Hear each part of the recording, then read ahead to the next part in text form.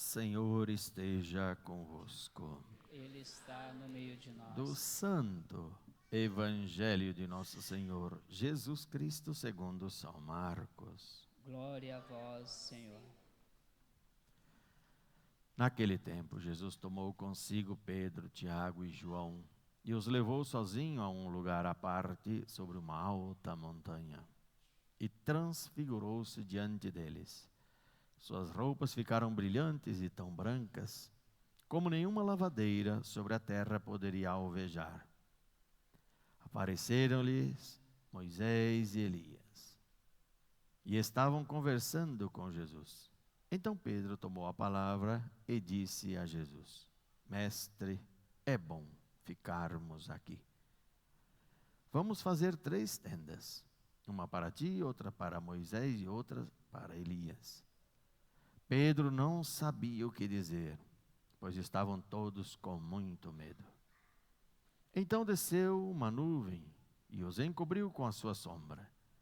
E da nuvem saiu uma voz: Este é o meu filho amado, escutai o que ele diz.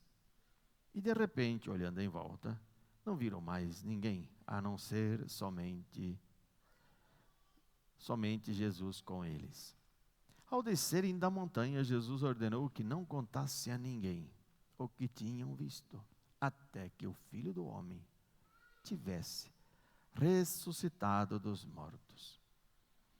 Eles observaram essa ordem, mas comentavam entre si o que queria dizer ressuscitar dos mortos. Palavra da salvação.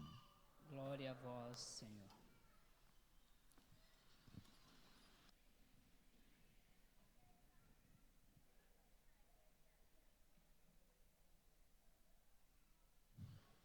Celebramos hoje no segundo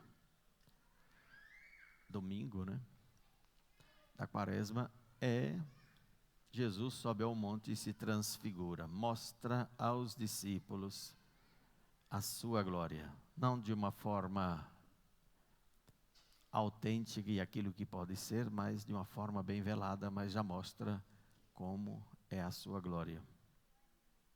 Ele escolhe os amigos, e leva ao monte para mostrar a sua glória. Muitos santos vão dizer a mesma coisa, que Deus se revela aos amigos, se mostra aos amigos, Quanto mais amizade tenho com Deus, mais Ele se mostra.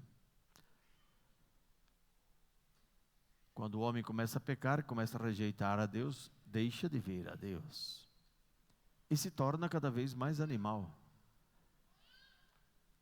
E você pode ser tanto de Deus, como pode ser do demônio. Você, na sua vida, escolhe.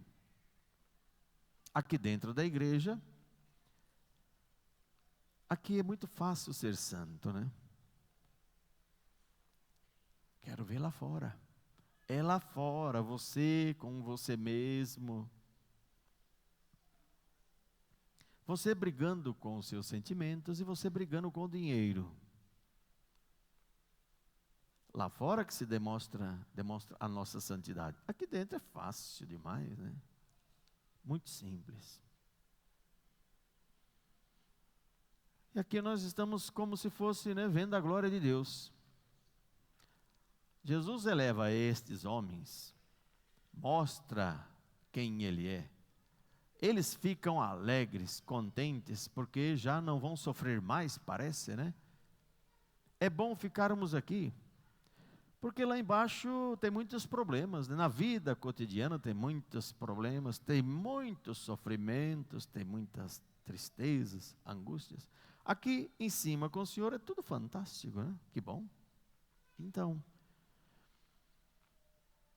eu posso dizer para vocês que lá no céu, quando a gente estiver no céu, se a gente for, por misericórdia, lá no céu não tem sofrimento, não tem lágrimas, não tem dor. Lá no céu só tem alegria e uma felicidade que nós não temos nem como compartilhar, nem dizer, porque é algo que supera todo o nosso entendimento. Lá nós vamos amar a Deus acima de todas, não queremos mais nada além de Deus. O céu é bonito? Sim, é bonito, mas queremos a Deus, viu? O céu é maravilhoso? Sim, mas queremos a Deus. Nós não queremos o céu, nós não queremos a paz, nós não queremos a alegria, nós não queremos nada, nós queremos a Deus. Só que você querendo Deus, você tem o que é de Deus. Então, alegria infinita, paz infinita, um ser completo, totalmente feliz. Mas tem algo que nós não teremos no céu. E que muitos que estão lá no céu têm inveja de nós. Que você não vai entender o que eu vou falar, porque não vai. Muitos que estão lá no céu têm inveja de nós, porque nós podemos sofrer por Deus. Eles já não podem sofrer por Deus. Eles não podem sofrer uma grama por Deus. E eles gostariam de estar aqui para sofrerem infinitamente por Deus. Coisa que você pode e eu posso, só que você rejeita. Não aceita, né? Por isso Deus se fez carne, veio a este mundo, passou por muitas dificuldades, jejuou muito, só numa vez 40 dias, né?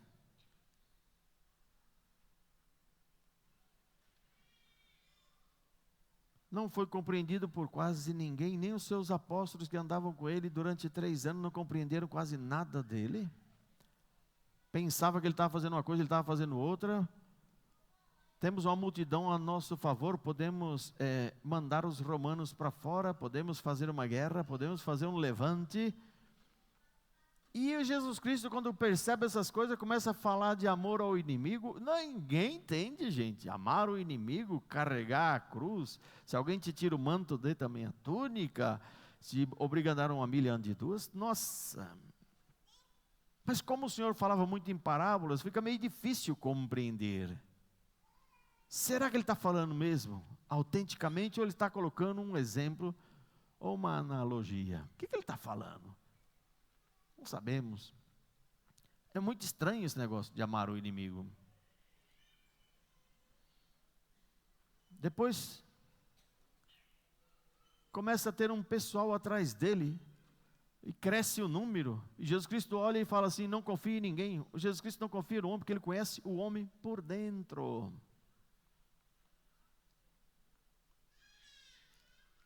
Então ele começa a fazer o discurso de eu sou, e nisso já 70% dos seus já some, ninguém mais quer ele. Sobrou 30% que está seguindo. Aí ele começa a fazer o discurso do corpo dele, da carne e do sangue. Quem não comer minha carne, tomar meu sangue, não tem a vida eterna. Não tem a vida. E esses 30% some, só ficam os apóstolos. E entre esses apóstolos tem um que é traidor. Vocês também não querem ir embora? Aonde iremos, Senhor? Só o Senhor tem palavras de vida eterna.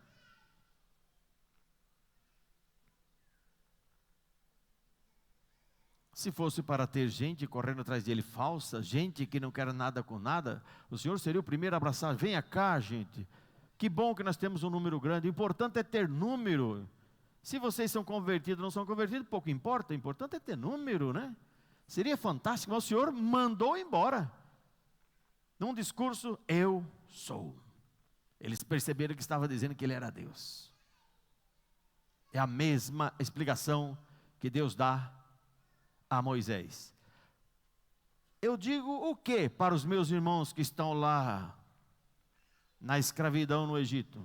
Eu sou, enviou minha voz. Pronto. Quando ele fala eu sou, o povo fica irado. Depois, com o discurso do pão, todos vão embora.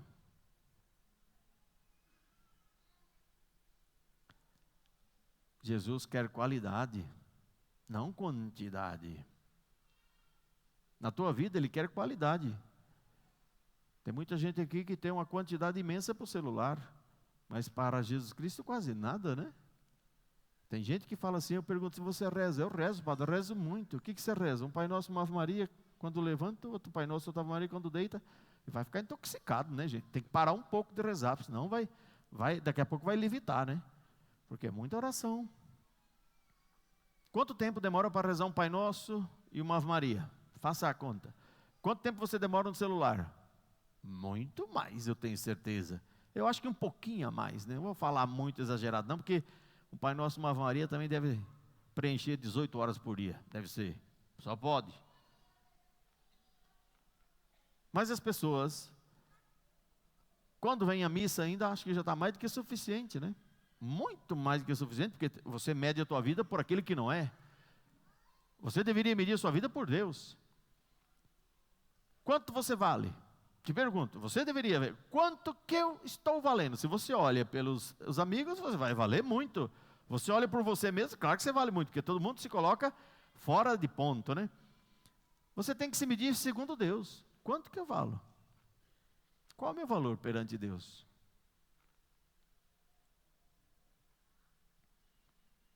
Então a gente deveria correr atrás da conversão, né?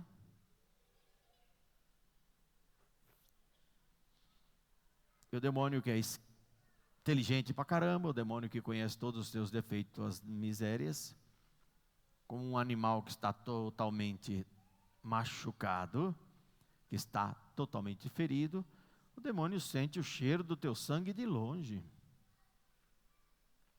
Não tem problema nenhum o demônio de sentir o cheiro que você tem. Porque o demônio não quer ter trabalho, ele nunca gostou de ter trabalho. O demônio não gosta de trabalhar. O demônio quer te enganar com a maior facilidade do mundo. Assim, ele ganha muito.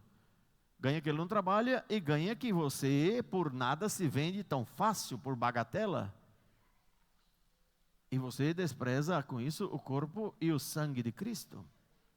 Então, está na frente de um abismo, o demônio percebe qual é o ferimento que você tem e vai te oferecer aquilo para você pular no abismo. A concupiscência ele vai te oferecer, que é, trocando-nos em miúdo, a sensualidade. Toda sensualidade. Todo pecado de sensualidade. Que as pessoas hoje não têm nem facilidade, nem coloca meios. Tem um celular, um amigo manda uma foto assim, e continua vendo. Por que não manda uma mensagem e fala, meu amigo, se você tem problema com isso, tudo bem, mas não precisa espalhar para os outros, viu? E de agora em diante estou te bloqueando e pronto, e bloqueia. Mas você, entre teu amigo e Jesus Cristo perde. Porque você já escutou tanto outras conversas que o demônio já colocou, que você tem que ser amoroso, que você tem que ser uma pessoa que não faz acepção de pessoas. Sim, eu posso e devo fazer acepção de pessoas. Você anda com pessoas que não tem nada a ver com Deus, você vai querer ficar do lado de Deus, então espera sentado. Se você anda com o demônio, você vai querer amar a Deus. Quantas pessoas se perderam na vida por querer ser bonzinho? Porque acha que ser bonzinho é caridade. Quantos pais hoje estão sofrendo, mas sofrendo, eu escuto muito. Porque há quanto tempo eu estou aqui nessa paróquia, e já falei várias vezes que pai e mãe que mima filho vai sofrer muito. E hoje os filhos já têm mais de 15 anos e estão sofrendo pra caramba. E já me falaram que devia ter me escutado. Agora é tarde, vai fazer o quê? Mas deram de tudo aos filhos. Fizeram de tudo pelos filhos. Se mataram pelos filhos. E hoje os filhos, exatamente, está querendo te matar.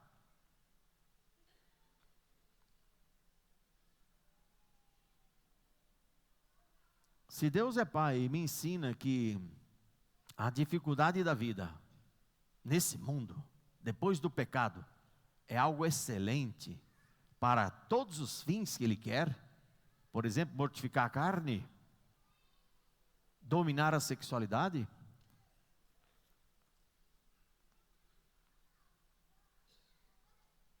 Deus, quando criou o homem na ordem das coisas.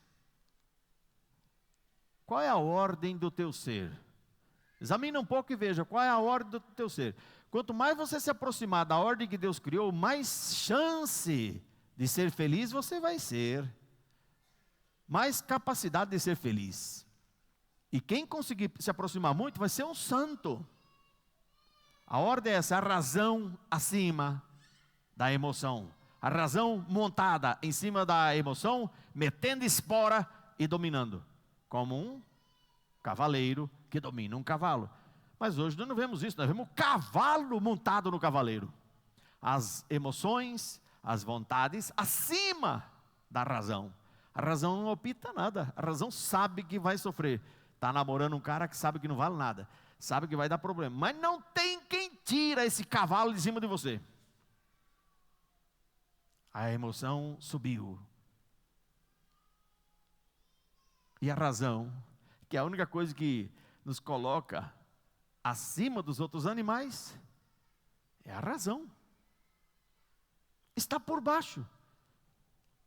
Quando a minha emoção está acima da minha razão, eu me torno pior do que o animal, porque o animal pelo menos tem restrição. Um animal, quando ele vê um outro animal que está no cio, ele vai lá e faz o que tem que fazer, acabou, ele dorme tranquilo, acabou. Ele não quer mais nada. Mas você, cada vez diferente, cada vez pior e com pessoas diferentes, porque não dá para suportar essas coisas, essa monotonia. Então, quando o homem se torna animal, ele sempre está abaixo do animal. Porque você foi criado para ser rei. E como não aceitou ser rei, vai ser pior do que um animal.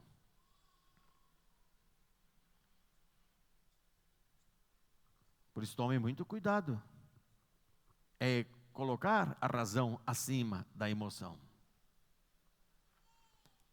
Aí vem o demônio e coloca, mas gente, para que tudo isso? Deus não existe. O demônio é catequista do bom. Deus existe. Você está namorando essa pessoa que você sabe que não vale nada, mas Deus pode tudo, Deus vai mudá-lo.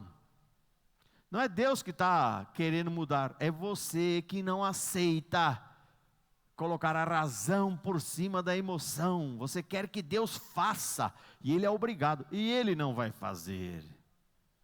Não vai mudar essa pessoa. Porque essa pessoa é livre.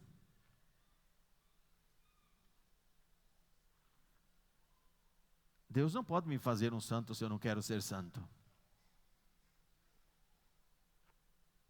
E assim o demônio, que é um ótimo catequista, ele usa a palavra de Deus, usou contra o próprio Cristo. Não está escrito na Escritura? Ele usa a Escritura para te enganar. O demônio, ele usa a humildade para te enganar. Se você é humilde, não cai, mas se não é humilde, como não cair? Você está fazendo uma penitência nessa quaresma, o teu amigo não está fazendo. Você, tome cuidado, você vai ser melhor do que ele, o demônio diz. E você então começa a parar de fazer, porque o demônio está usando uma tática muito antiga de convencer você que você está ficando soberbo. Sim, eu posso me tornar soberbo se eu faço coisas divinas. Posso. Se eu não sou humilde. É claro que eu vou me tornar um demônio. Mas examina primeiro antes de dar ouvido ao demônio. Examina. O que está acontecendo? Porque as pessoas tomam uma atitude rápida. O demônio fala e pronto. Deus fala e o homem demora. Mas sabe aquele fogão a lenha que está em dia de chuva, que a lenha está toda molhada e que não pega fogo? Assim é a palavra de Deus no coração do homem. Sopra, sopra, taca fogo, taca e não pega. O demônio fala, é um fogão a gás, não? Apertou o botão, já ligou. O demônio fala, todo mundo diz amém. Deus fala, vamos pensar se é verdade, vamos discutir, é um pouco exagerado, não tem nada bom nisso, eu não sei porquê. Mas o demônio é um fogão a gás dos mais modernos. Apertou, fogo já vem, pronto, fantástico.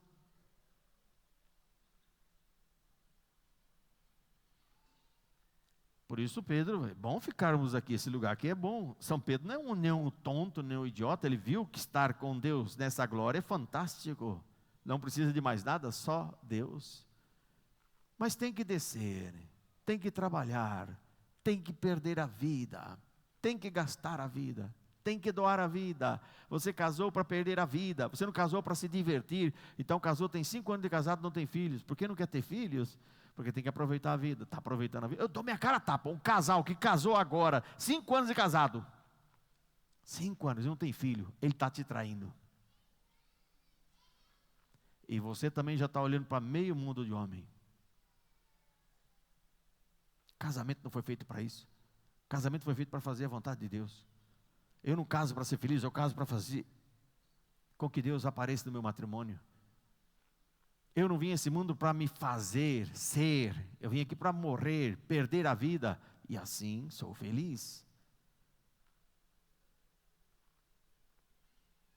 Gente, se você me trata, me dando só o que eu quero, e eu estou casado, você só me dá o que eu quero. Só o que eu quero. Faz tudo por mim. Nada de filhos, vamos aproveitar a vida.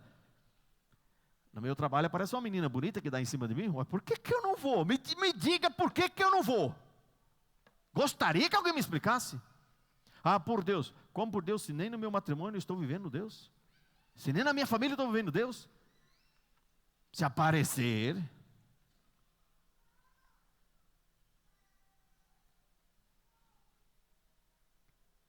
E o demônio é muito inteligente, porque ele usa essas coisas simples.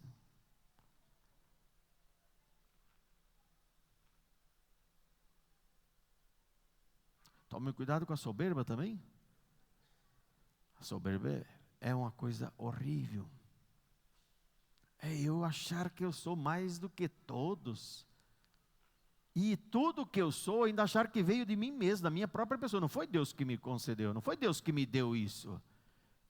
Eu sou melhor do que vocês infinitamente, gente. Sou mais inteligente, sou mais sábio. Então o soberbo, ele julga pra caramba, ele condena pra caramba, ele mata todo mundo pra caramba. E o problema ainda não é esse. O problema é que tudo que eu tenho de saber que eu sou tão inteligente e tão bom é que veio da minha própria pessoa. Não foi Deus que me concedeu, não foi dom. Eu já começo a pensar que a própria vida fui eu que fiz, em mim mesmo. O soberbo, ele é assim.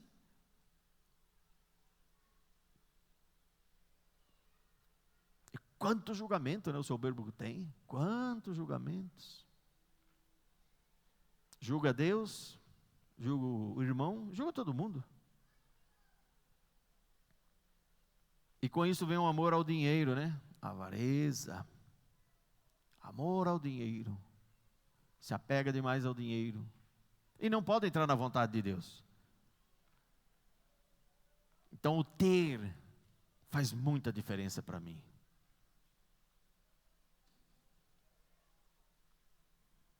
Porque se você tem, você é mais amado ou não? Você é mais reconhecido pelos outros. Você é até invejado. As pessoas gostam de ser invejadas. As pessoas vão correr atrás de ti.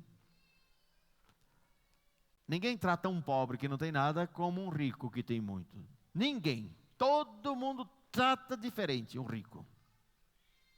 Isso eu posso falar por experiência própria, hein?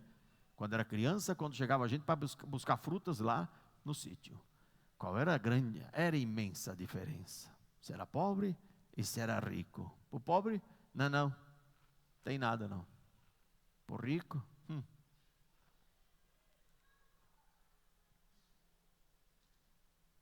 Minha avó dava tesoura para a gente cortar a fruta no talinho. Não era para apanhar não, tirar o talinho, que demora mais.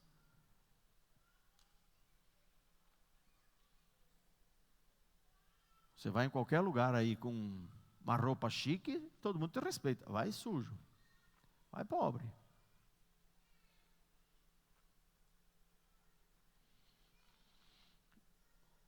Então Jesus Cristo, Ele veio demonstrar que Ele sendo quem Ele é, Deus, se fez homem. E não negou o sofrimento.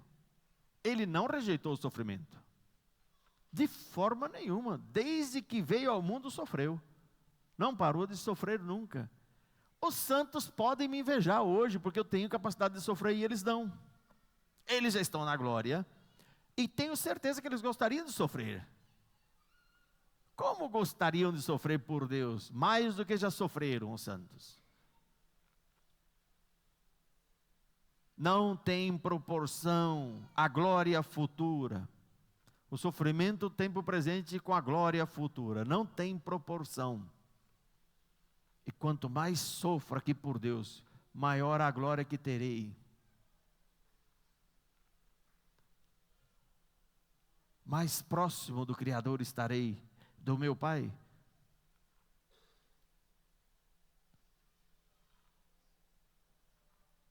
Por isso os santos descobriram esse grande tesouro, né? Mas quantas pessoas que já escutaram o que eu estou falando quantas vezes, e não mudou uma grama, e não vai mudar nada, porque quem está por cima não é o cavaleiro, é o cavalo. As tuas vontades, as tuas paixões, os teus desejos, tudo te domina. Você sabe que está errado, mas não tem como segurar, não consegue segurar, porque não pode. Deveria começar a colocar em ordem, pedindo a Virgem Maria, pedindo a Cristo, com toda a devoção, com todo o carinho, porque nós não merecemos, isso é um dom, gente. Agora já tem gente que começa a rezar, depois de uma semana de rezar, já está enforcando a Deus, porque já está na hora, já passou da hora, já rezei demais. Rezou demais o quê? Por isso, gente, que eu sempre vou falar para vocês, sem a humildade ninguém pode agradar a Deus. Se você não tem humildade, você começa a fazer uma coisa santa, ela se torna uma coisa venenosa para a tua alma. Começa bem e se torna um veneno, porque falta humildade para te defender. O homem sem humildade, ele começa a achar que ele é mais. Ele começar a fazer coisas para Deus, ele começa a se achar melhor. Por isso Jesus Cristo olhava e falava assim aos fariseus que não saíam do templo: as prostitutas e os publicanos vos precedem, quer dizer, estão muito além de vocês para chegar no céu. E olha que uma prostituta e um publicano, amante do dinheiro, para chegar no céu é muito complicado.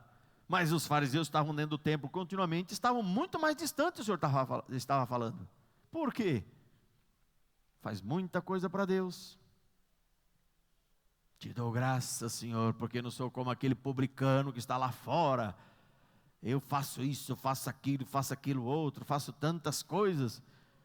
Te dou graça. E o Senhor diz que ele desce com os próprios pecados. E o outro bate no peito, nem coragem de entrar na igreja tem vergonha, desce justificado.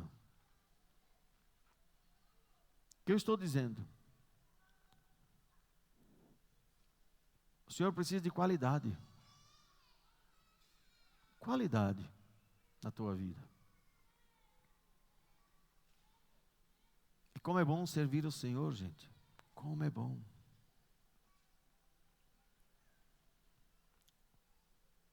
Por isso é necessário descer o monte. E o Senhor ainda dá outro mandato: não conte a ninguém. Porque Jesus Cristo estava correndo um risco, ele não queria colocar peso na missão.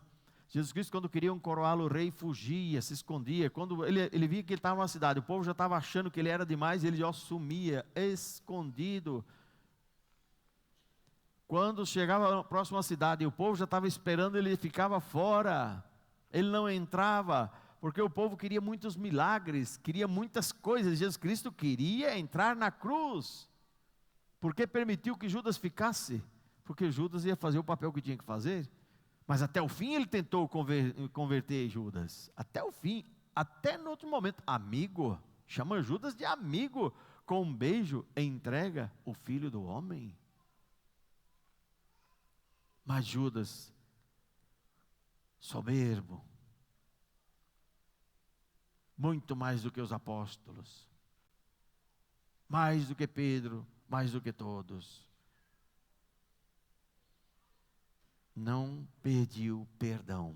Poderia ter falado: Senhor, me perdoa, olha o que eu fiz, por inveja, por soberba, por prepotência, me perdoa. O Senhor tinha dado perdão,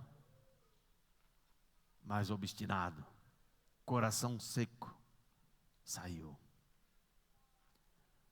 E não é que Judas era tão ruim, era amante do dinheiro e queria libertar o povo da escravidão.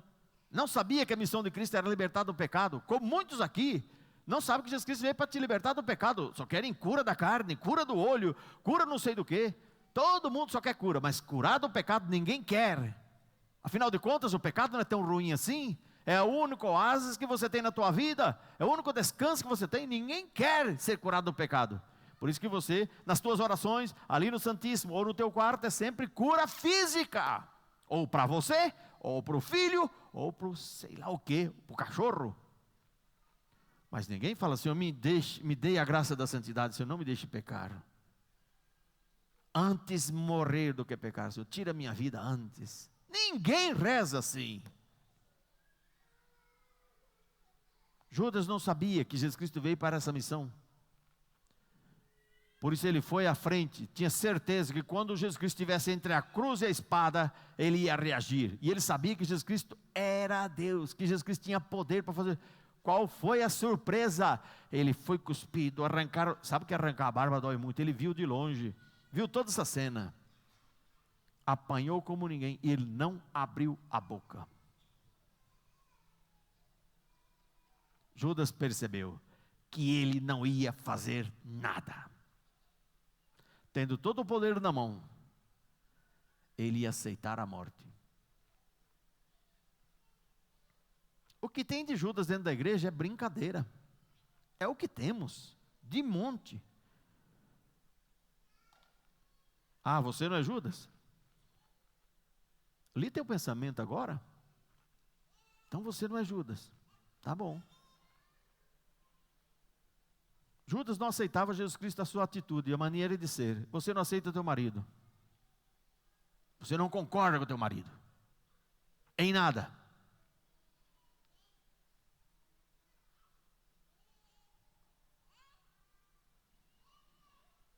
E Judas morre no pecado dele, por quê? Que não aceita que Jesus Cristo seja assim. Como muitos aqui não aceitam que Jesus Cristo, em vez de me dar saúde, dinheiro, um carrão, uma vida diferente, né? Que Ele pode te dar uma vida diferente a hora que Ele quiser. Ele pode pegar a tua vida e te transformar num príncipe a hora que Ele quiser. Fazer milionário Ele pode, mas não faz. Você não concorda e não aceita. Como Judas negou a Cristo, você não vai à igreja. E se vai à igreja, vai de má vontade. E se tem que fazer alguma coisa para Deus, meu Deus do céu, ele perde infinitamente para o celular, ele perde para a televisão, ele perde para os amigos, ele perde para o dinheiro, perde para tudo. Ele está lá no último lugar. E ainda você vem dizer para mim que você não é Judas, que você não tem o mesmo espírito de Judas, que você não está nem aí para o Senhor.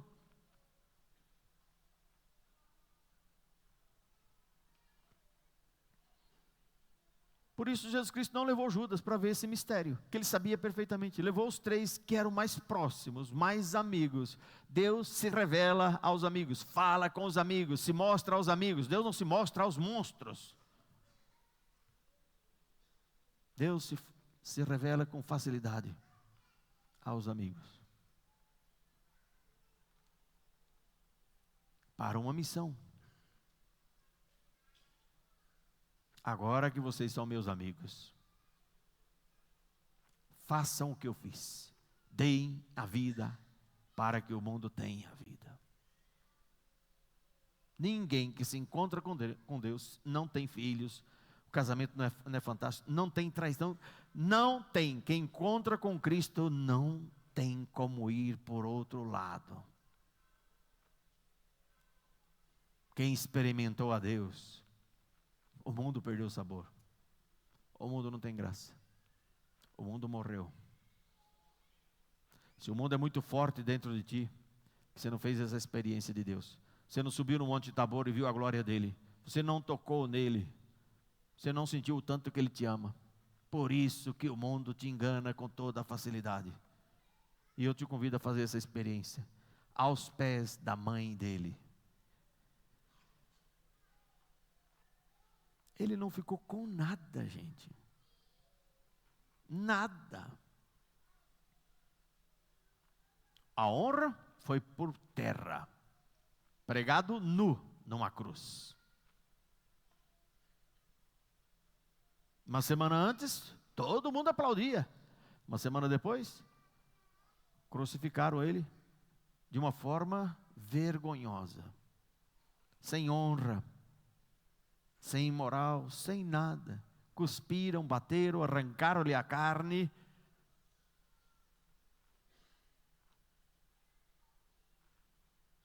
Eu fico imaginando, né? Uma pessoa que passou a noite levando uma surra daquela, apanhou como e saiu tanto sangue, e depois ter que carregar uma cruz dessa. A glicemia devia estar lá embaixo. Eu sei porque quando a glicemia ataca, está lá embaixo. Meu Deus, como é difícil caminhar, como é difícil andar. Não? E como que esse homem teve que carregar essa cruz?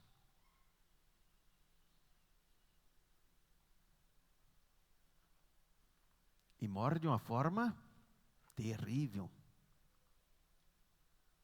Ah, por quê, padre? Porque me ama. E porque te ama. E a única coisa que ficou, a mãe aos pés da cruz. Nem isso. Ele doou a mãe dele para ser nossa mãe. Eis aí tua mãe. Ficou com nada. Deus se despejou de tudo.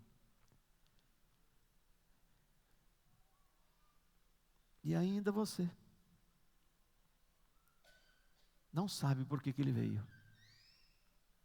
Gostaria que vocês não pecassem, que lutassem contra o pecado.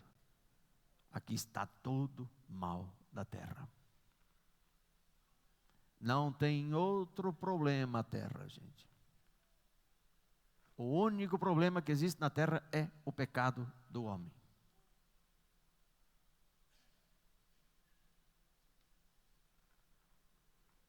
Por isso que para entrar no céu, não só não pode ter pecado. Não. Deus abomina tanto isso, porque Ele sabe que é o único mal que existe. Que não pode ter manchas de pecado. A minha alma, se tiver pecado, vou ao inferno. Se não tem pecado, mas tem manchas, vou passar no purgatório até ficar purificado. Graças a Deus. Que o Senhor nos dê a todos nós que estamos aqui esta belíssima graça. Vamos ser santos. Peça a Deus a graça de fazer essa experiência no monte com Ele, no Monte Tabor. Ele existe. Que Ele te dê a graça de colocar em ordem os teus sentimentos, que sejam submissos à tua razão. Te garanto, quanto mais a razão dominar os sentimentos, mais feliz você vai ser nesse mundo. Quanto menos, mais problemas. Esta mãe tinha tudo em ordem, porque não foi ferida pelo pecado. Nem o pecado original ela teve. Graças ao filho que quis fazer isso como um presente à mãe. Então, pelo mistério, pelas prerrogativas de Cristo, Ele deu esta graça, e a Virgem Maria, totalmente pura, entende perfeitamente o que acontece com a nossa alma, porque ela tem tudo em ordem. Como não vai me ajudar se eu com sinceridade de coração eu peço? Mas como que eu vou pedir, minha mãe, se eu tenho tantos problemas na vida que eu tenho mais urgência? Saúde, dinheiro, filhos, marido, né? Fica difícil rezar, gente. Como é complicado rezar. Como a Virgem Maria gostaria que você falasse assim: me ajude a não pecar mais. Me dê esta graça. Eu preciso. Mas ela gostaria que fosse algo sincero. Porque tem muita gente que reza assim, mas de sinceridade não tem nada. Que ela nos conceda isto, né? A todos nós. Sejamos santos. Porque eu vou ressuscitar. Tenho certeza que vou ressuscitar. E você também vai ressuscitar. Só que, ou com Deus, ou com o demônio. Não tem meio termo. Eternamente com o demônio, ou eternamente com Deus. Quem vai pela razão tem muita chance de ir a Deus. Quem vai pela emoção não tem chance nenhuma. Que a Virgem Maria nos dê essa graça. Louvado seja nosso Senhor Jesus Cristo. Creio em Deus